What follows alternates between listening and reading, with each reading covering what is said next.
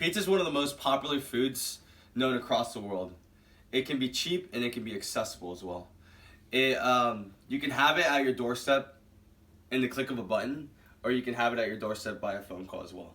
It's very popular in many settings, particularly birthdays or party settings as well, which are kind of the same. Today I will try to inform you guys a bit on how to make pizza at home.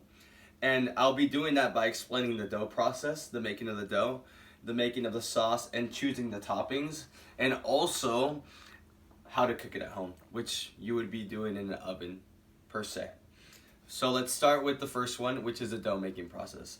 There's 3 different types of doughs that are very popular in pizzas across the world, which you can see here. This is a visual of like the dough making process, right?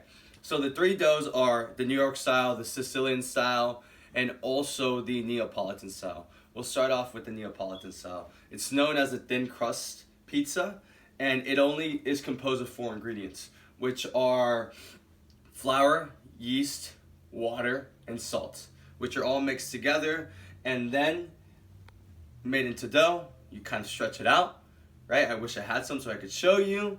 And then you will then put it in a bowl and cover it and let it rest for, it's recommended for at least a day, so it can double in size, and it ferments and makes the dough very stretchy and foamy to where it cooks well in the oven. The second one is in New York.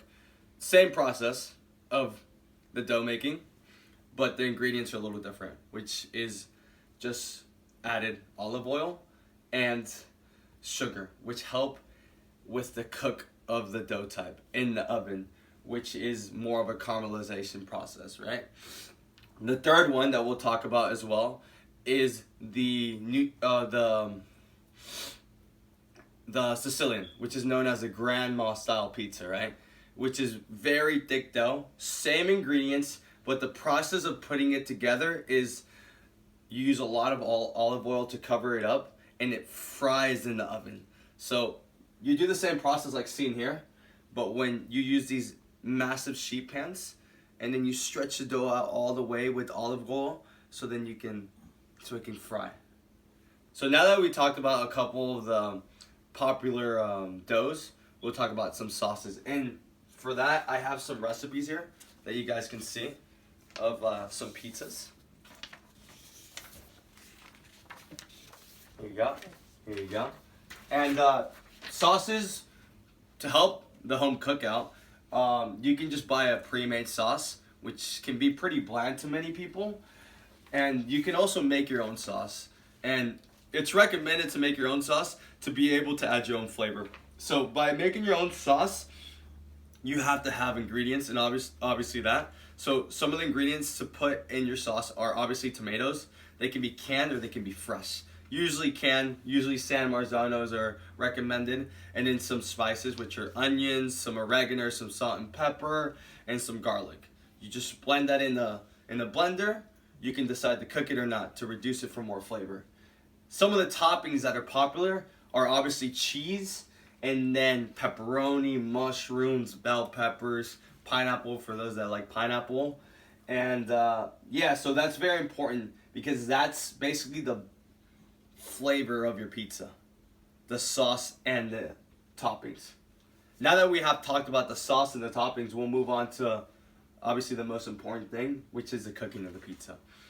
So to cook pizza while at home, you need a couple tools to help you with that. And those 2 tools are maybe a pizza paddle or a pizza stone, which can really heat up to cook the pizza very well. I have a pizza paddle, otherwise known as a pizza peel. You use this and you flour it up with you put a lot of flour, and then you add your dough here and stretch it out and put your cheese and all your ingredients and your sauce, and then you just pop it in the oven like that on your pizza stone or on your sheet or in your sheet pan, and then you can grab it back out. This is very popular in pizza making right here. And you can see the pizza making process here. Your oven has to be very hot as well. Usually pizza to be cooked at home takes 12 to 16 minutes because of the temperature.